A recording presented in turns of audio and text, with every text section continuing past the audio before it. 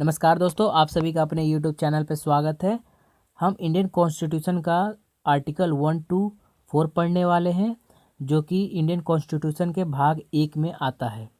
इसमें हम देखेंगे कि संघ एवं उसका क्षेत्रफल यानी कि यूनियन एंड इट्स टेरिटरी के बारे में पढ़ेंगे भारत का।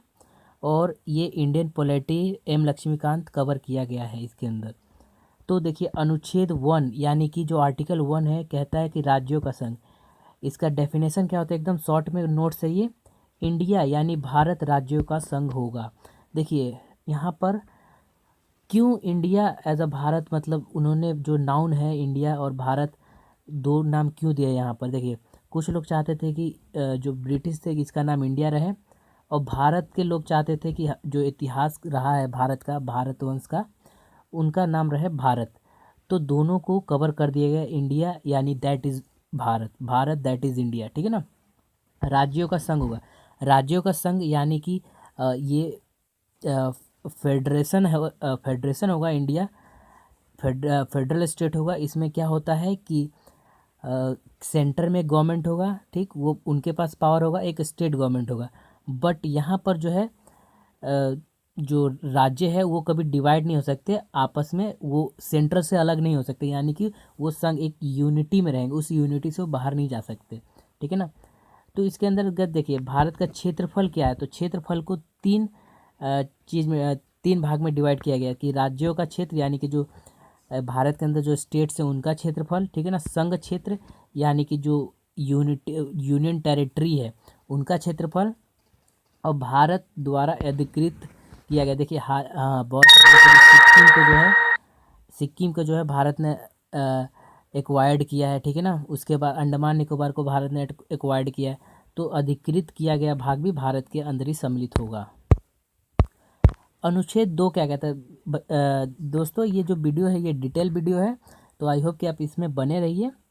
और अनुच्छेद 2 क्या कहते हैं, यानी आर्टिकल 2, व्हाट अबाउट आर्टिकल 2 से।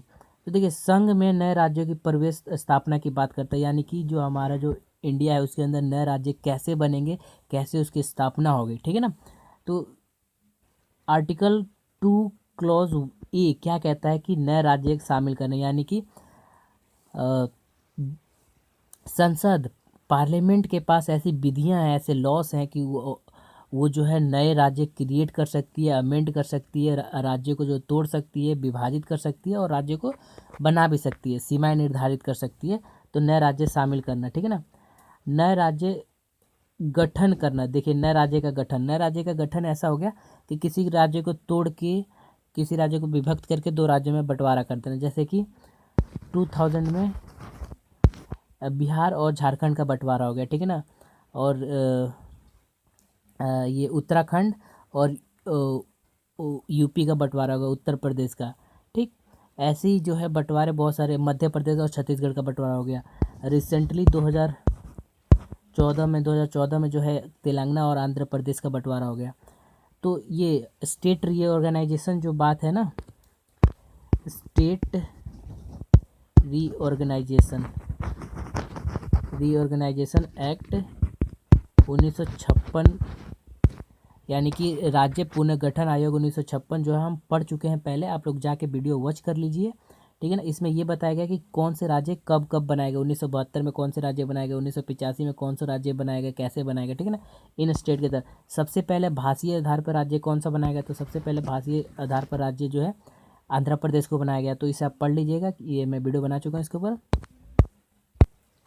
नेक्स्ट है कि अनुच्छेद 3 यानी कि आर्टिकल 3 क्या कहता है, राज्यों का पुनर्गठन और निर्माण, यानी कि राज्यों का किस तरीके से निर्माण होगा और उसका पुनर्गठन यानी कि रीऑर्गेनाइज कब किया जाएगा। तो उसका क्लॉज ए क्या कहता है, क्षेत्रफल विभक्त करके दो अधिक राज्यों को मिलाकर। देखिए, आप एक राज्य है तो उसका क्षेत्रफल जो है विभक्त कर दिए, यानी कि उसको डिवाइड कर दिए। जैसे बिहार और झारखंड को डिवाइड कर देंगे, 2000 में डिवाइड हो गया था तो दो राज्य बन गए थे, ठीक। दो वो अधिक राज्यों को मिलाकर एक राज्य बना देना। तो फिलहाल में तो दो और अधिक राज्यों को मिला के कोई राज्य बना नहीं है। अभी जितने इंडिया में हुआ वो सब डिवीजन ही हुआ है, यूनिटी नहीं हुआ है। तो इसका एग्जांपल मेरे पास नहीं है। क्लॉज बी क्या कहता है, क्षेत्रफल बढ़ाकर, यानी कि क्षेत्रफल को बढ़ा के एक नए राज्य में शामिल कर देना, ठीक। जैसे कि एग्जांपल देता हूँ मैं। सोच देखिए, क्षेत्रफल बढ़ाकर और क्षेत्र सी क्लॉज क्या कहता है, क्षेत्रफल घटाकर। इसका मेरे को एग्जांपल कहीं पर नहीं मिला है, मैं सोच रहा था वही। और क्षेत्रफल घटाकर यानी कि राज्य को छोटा करके, उसका क्षेत्रफल को छोटा करके उसे राज्यों में विभक्त कर देना। जैसे गुजरात का क्षेत्रफल छोटा करके क्या बना दिया गया, उसको गुजरात और सौराष्ट्र अलग अलग कर दिया गया, ठीक है ना।